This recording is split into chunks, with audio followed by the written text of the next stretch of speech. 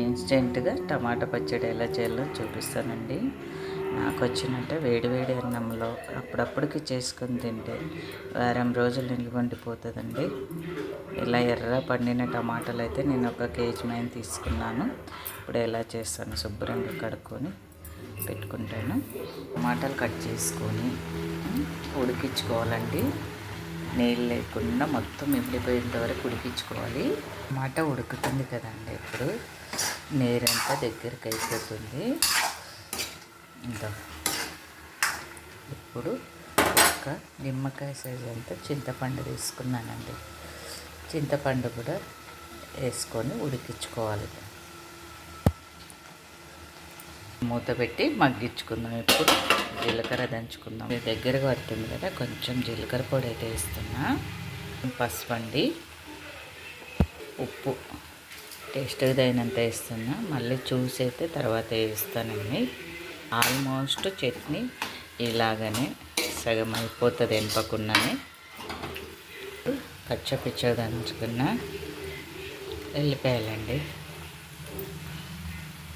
వెల్లుల్లిపాయలు, కారం వేసుకుందాం. మీరు ఎలా తింటారో కారం అలా వేసుకోండి. నేనైతే 3 స్పూన్లు వేసాను. చూసే తక్కువైతే వేసుకుంటాను. మగ్గుతుంది కదా, ఒక పప్పు గుత్తో లేకపోతే రోకలితోనో చిన్నగా ఇలా స్నాక్స్ చేస్తే అయితే మనం మిక్సీ పట్టాల్సిన అవసరం లేదండి. చేసినాక చూపిస్తాను. కొంచెం కారం తక్కువైందని చెప్పేసి కారం వేసుకున్నాను నేను. కొద్దిగా ఉప్పు కూడా తక్కువైంది. ఇప్పుడు వేసుకొని ఇలా స్నాక్స్ చేసుకుంటే బాగుంటుందండి. ఆయిల్ వేసుకుంటున్నానండి. కొంచెం ఎక్కువే పడుతుంది పచ్చడికి. మళ్ళీ చూసేస్తాను. ఈ ఆయిలల్లా పీల్చుకొని పైకి తేలాలి, అంతవరకు ఉడికించాలి బాగా అండి. ఇలా ఉడకాలండి. ఆయిల్ అంత ఆయిల్ పోసాను కదా, అబ్జర్వ్ చేసుకోండి. ఇప్పుడు ఆ ఉడికి ఆయిల్ పైకి రావాలి.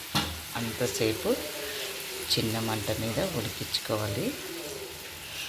ఓకేనా? వేడికి బబుల్స్ వస్తున్నాయి కదా, ఆయిల్ పైకి వస్తుంది. పైకి వచ్చేంత వరకు బాగా ఉడికించుకోవాలండి.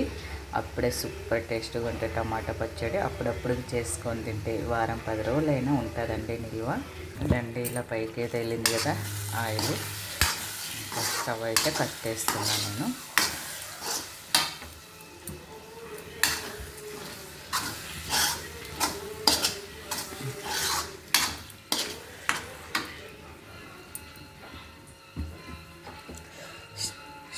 నేనైతే స్టవ్ కట్టేసానండి. ఇంకా చాలా టేస్టీగా ఉంటుంది.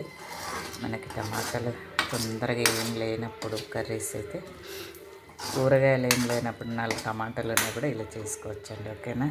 సబ్స్క్రైబ్ చేసుకోండి ఫ్రెండ్స్. 61,000కి ఒక్కరు తక్కువ ఉన్నారు. ఓకేనా? బాయ్ అండి.